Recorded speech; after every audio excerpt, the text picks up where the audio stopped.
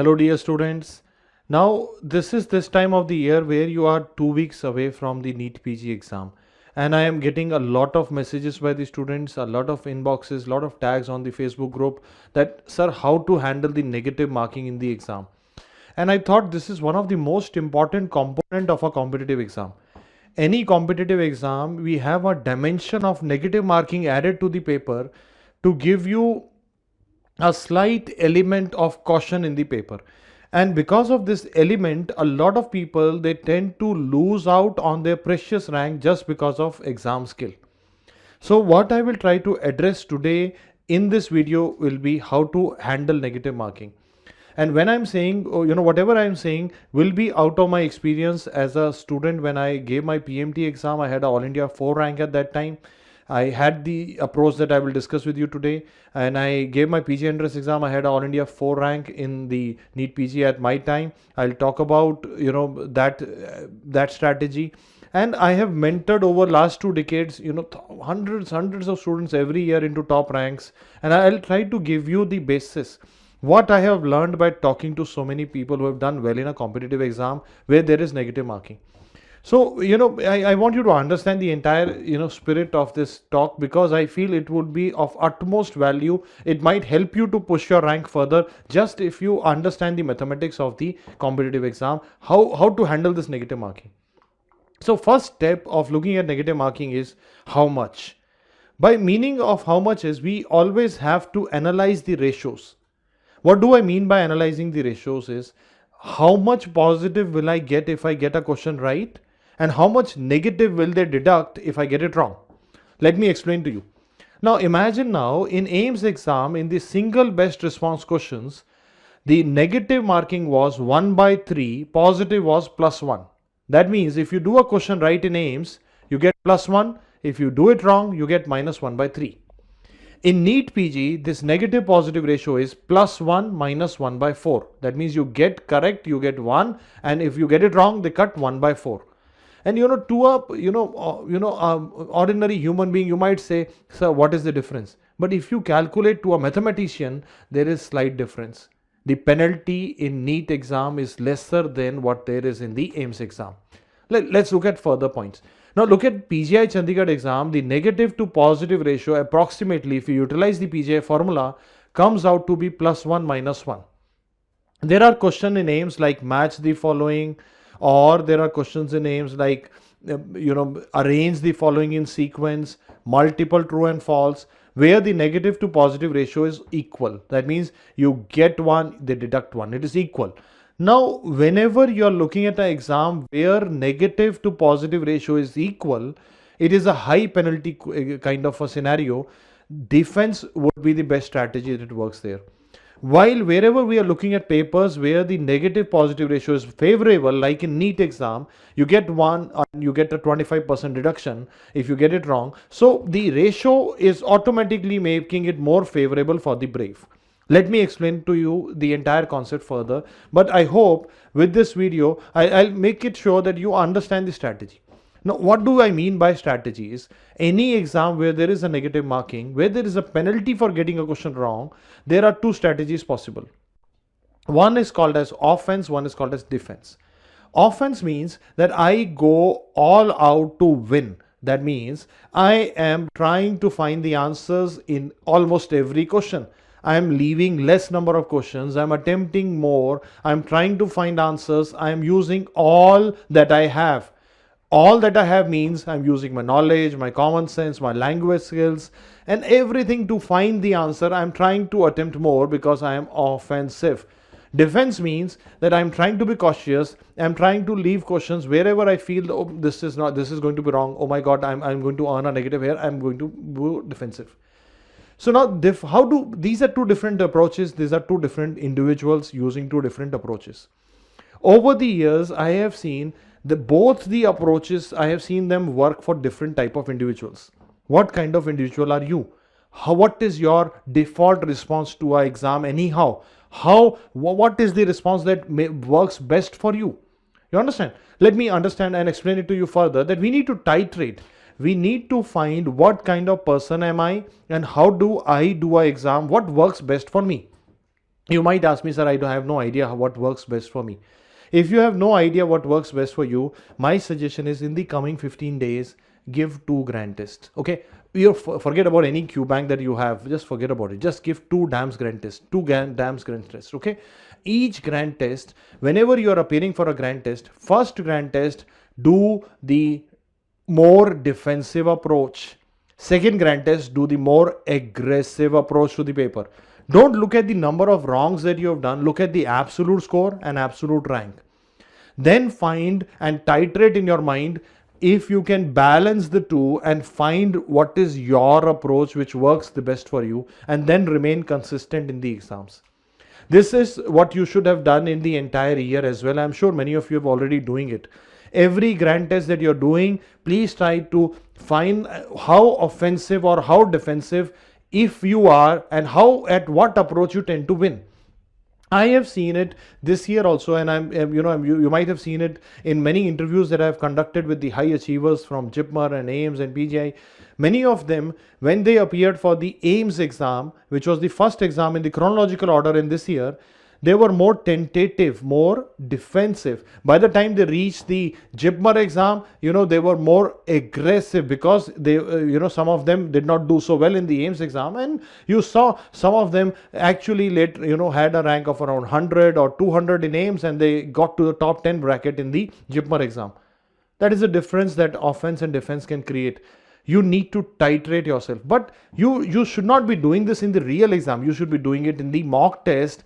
Strategy should be planned in the mock test, in the grand test, so that when you give the real exam, you already know what works for you. Offense, defense, titrate. Now, for example, I'll talk about myself. When I am a total offense kind of a student. Every time I gave my exam, in any time in my entire career, I have always been on the offense. I try to find answers. I try to use all I have. I trust my gut feeling. I trust my common sense, because and this is what works for a top 500 bracket. If you are a top 500 zone candidate, I'm talking to you. Suppose you were in 500 rank in the current AIIMS exam, or top 500, top 1000. You need to add this offense to your strategy to get into the top 10 bracket. That offense is the one that is the missing link. Many children, they come and say, sir, I'm consistently at 100. Why not at 10? That offense is the part that is missing. But you might still question me, but reason you're questioning me is because at the bottom of the pyramid, the approach is totally opposite. Now, for a candidate who is topping the exam, the approach is different from a candidate who is seeking just to get qualified in the exam. Now, for example, if you tell me, sir, I'm not even hitting 350 in the paper, and if I become more offensive, you might get not qualified actually. So you understand this. So the idea is, at the top bracket, the offense would help you more to push you into the top 100 bracket. But at the bottom bracket, actually defense would work best for you. In the middle, you need to titrate. You need to titrate your approach. How do you titrate? By giving the test. There's no magic formula that I can tell you today, and you don't practice, you will end up making more mistakes. You need to find what works for you. This should be on top of your priority in this coming 2 weeks. You need to find out, giving grand test, what approach works for you, what makes the exam, score rise for you. You need to find out. I'll show you some sample calculations to make sense. Now, why, if you hear the 100 odd interviews, this year in DAMS we had a massive result, top 10, top 20 candidates in all 3 central institutes are DAMSonians. I have, that gave me the opportunity that God's grace has given me the opportunity to talk to all these toppers, and I talked to all toppers to this year, and I have interviewed, I think, 150 odd of them on this YouTube channel. You can, just go through them. Now, when I find that majority of them had that aggressive plan in mind, how does that aggressive plan translate into the NEET exam? Let me give you an idea. Suppose you're giving the NEET exam and there are 300 questions in the paper. Okay. And for a correct answer, you get 4 marks. Incorrect, you get -1. Suppose you attempt 220. Suppose you attempt 220 and you get 50 wrong. You might say, sir, why would I get 50 wrong? I should get everything correct. It never happens. Even if you do 220 questions with total precaution, you end up getting 30, 40 wrong. I said, okay, you get 50 wrong here. Okay, around 25% you're getting wrong. So what will be your score? your score will be 117 to 4, which is 680, minus 50, which is 630. You will get a score of 630 in the exam. Okay. Now, this same candidate comes to me, I tell him that, okay, if you be a little bit more aggressive, probably it might work for you more. And he works hard, gives another attempt. In the next attempt, he is more aggressive. Now, see the next, how does the aggression works. Now, when he is more aggressive, this time he attempts 290. Okay. In this 290, his wrongs also go up. Okay. It is important to understand. Now, he has attempted 70 more questions. And in 70 more questions, he get 30 more wrong. Okay. I've tried to keep it on a higher side. If I keep the ratios as 25%, it should have been lower. But I said, okay, now he ends up getting more wrong. He gets 80 wrong.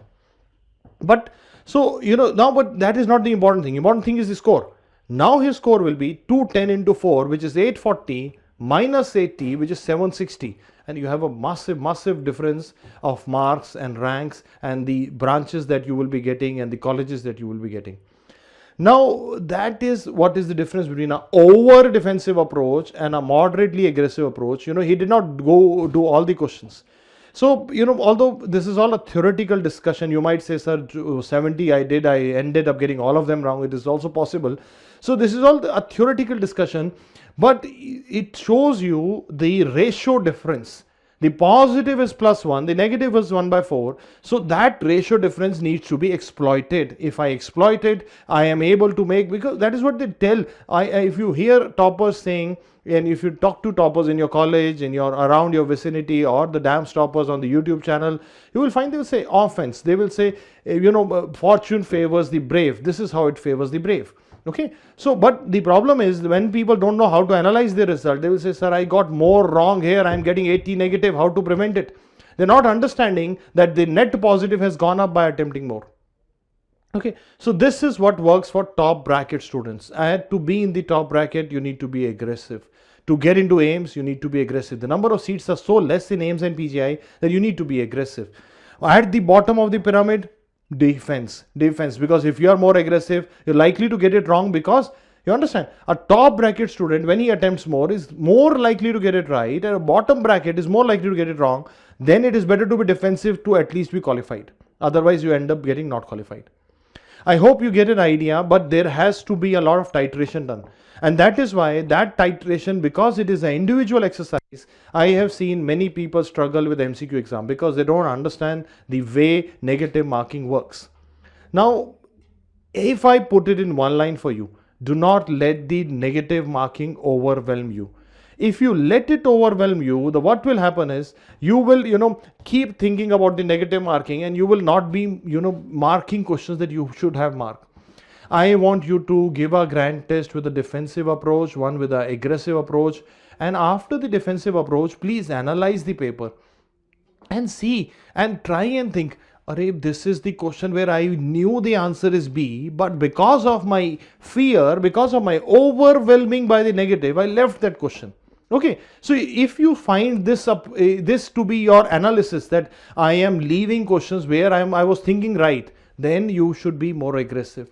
Or if you find that you are being foolhardy in the paper, you need to be more defensive. Titrate. You need to titrate your approach. If you learn this art, you will be doing better in the exam. And that is where, the entire year I keep telling students, give grand test, give grand test. Don't go by things that people are selling you. You need to give grand test. More you give grand test, more you are able to titrate your exam skill. And that tiny bit of exam skill would make a difference between a rank 30 and a rank 3. You understand this? That is the killer instinct that they talk about in the exam. You need to kill it. In the end, if I'm not, if I become tentative, you go out of the top 50 bracket. Slight tentativeness. That is how competitive these exams are. Now, let me give you more ideas. Okay, let me give you more ideas. Now, what would I do in the exam? First and foremost is that whenever you will be giving any competitive exam, we tend to feel that I will know the answer directly from my recall.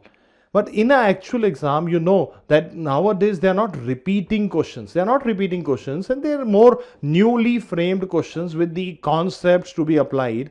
So there will be some questions where direct recall will help you. In a direct recall question, it is always a good idea. It is always a good idea to go with your first instinct. Because it's a direct recall. You know the question, you know the answer. Go with the first instinct. Don't overthink into it. Okay. But there will be a good proportion of questions where you know the concept, you know the choices, you need to rule out to get to the answer. It is not directly recalled by you. That is called as exclusion technique. If you are excluding 3 is not the answer, 4 is not answer, 2 is not answer, reach to the answer 1, then if you are not sure of the answer, you might even mark it for review also. Okay, especially in NEET. So that, if you're thinking, you're applying so much thinking here, you can actually do a recap also. That's also a good idea, that, mark it for review to see it again. Another thing I would do is, if I'm unable to get through the answer through exclusion technique, I will use educated guess formula. Educated guess means in many MCQs, there will be 2 contradictory statements written in the question. And one of them has to be wrong. When you look at the choices, the language itself will tell you something. Suppose they are saying this is, this is not true and this is not true. You find them, okay, both of them cannot go together. One is saying true, one is saying false. They cannot go together. So one of them have to be the answer. So you can use such techniques. Another thing that works for me most of the time is, if I'm stuck in a question, I always translate the question into my mother tongue in my mind. Because when I convert it into my mother tongue, I start to convert it into my thinking language. I'm able to do better. I'm able to guess better because it's my thinking language. So I use all that language, common sense, double exclusion. If you find a contradictory statement, I use all those techniques to make an educated guess. I need to look at the meaning of the word, find which choice looks most likely. Instead of getting into random answers, I would even if I'm guessing, it has to be an educated guess, I should have my reasons for guessing it. Because when I'm betting on offense to get into a top score, I would utilize this formula of educated guess as well. In addition to this, I would now divide questions into 3 kinds, or maybe 4 kinds. Number 1, you're sure of the answer. If you're sure of the answer, you will mark it, definitely, there's no doubt on it. Okay. Why would you be sure of the answer? When you are able to rule out 3 choices. Definitely, either you know the answer by recall, or you are able to rule out 3 choices. You should do all these questions. There is no doubt on it. The suggestion that I have for you is, if you are able to rule out 2 choices, now the probability of answering a question correct in 4 choices was 25%. But if I'm able to rule out 2 choices, that probability becomes 50%. That becomes a better gamble. If I'm able to rule out 2 choices, I would always go for it. That is the difference between an offensive paper and a defensive paper. If I'm able to rule out 2 choices, I go for the answer, and a defensive person will not go for the answer. But I would suggest, if you're able to rule out 2 choices, the probability is 50%, which is a fair gamble. If you're not able to rule out, if only one option you are able to rule out, it is a gray zone. Some people leave it, some people do it. It's a gray zone. There is no clear-cut answer on it.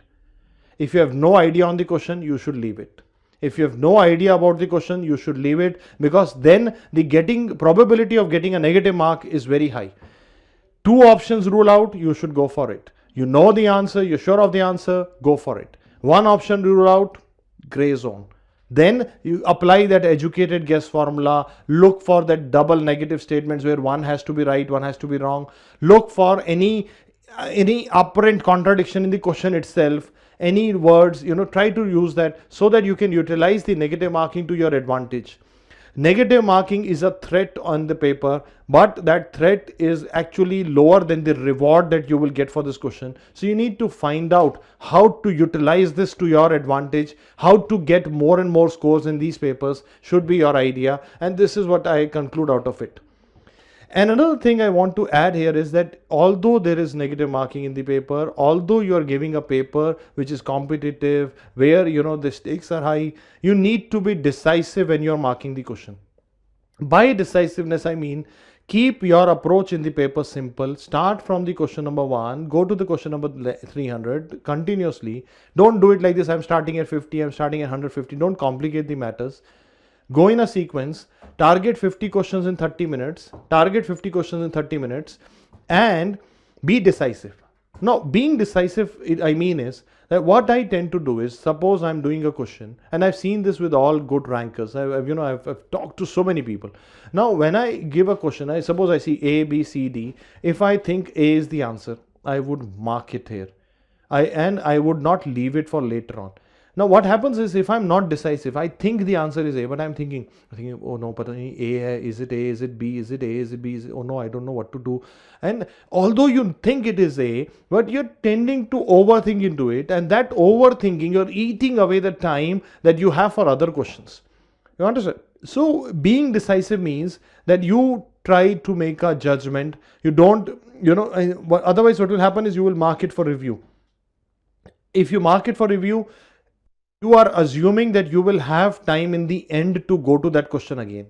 And that assumption sometimes proves wrong. And that answer that you had in mind, because of lack of time in the end, you tend to mess it up. So be decisive. Target 30 minutes, 50 questions. That always works in any competitive exam. 30 minutes, 50 questions. Go at a good pace from the beginning of the exam itself. Don't wait till the end to increase the pace. Go at a good pace from the beginning itself. Try to work out this speed also when you are practicing these two grand tests. My suggestion is always, if the real exam is 3.5 hours, please give the grand test in 3 hours, so that you get an idea of the time management zone. Whatever you can do in the comfort of your home in 3 hours, in the real exam you will do it in 3.5 hours. So that part really helps in the exam. How to manage your time, how fast you are at the beginning of the paper, how decisive you are, how simple your strategy is. More you complicate it, more you get complicated in the mind, and in the exam, those tiny mistakes, those tiny silly mistakes would, pull your rank down. Now, you have seen a lot of exams in 2019. 2019, the entire postgraduate medical entrance exams have been more doable. They are asking common concepts, which we keep stressing about in our classes. We always tell you not to go for rare things, no need to go for hi-fi things. That is what the exams are all about. So you need to manage the time, be decisive, keep it simple, don't mess it up in the exam. And I'm sure you will rock the exam. Start thinking about what will you speak when I call you here in this studio for an interview. Start thinking about what will you do when you are through with the exam. How will you, enjoy that time? Where will you go for a vacation? What will you do? You start thinking of those things to keep the positivity in your mind going. The goal has to be, after the exam, before the results, you should be feeling satisfied with your performance. When you come back from the exam, you should have a feeling that I did my best possible in the paper. I could not have done any better. I have no regrets. This should be your feeling, and with God willing, you will get a great result. I wish you all the best for the coming exam. I'm sure you will rock. God bless you.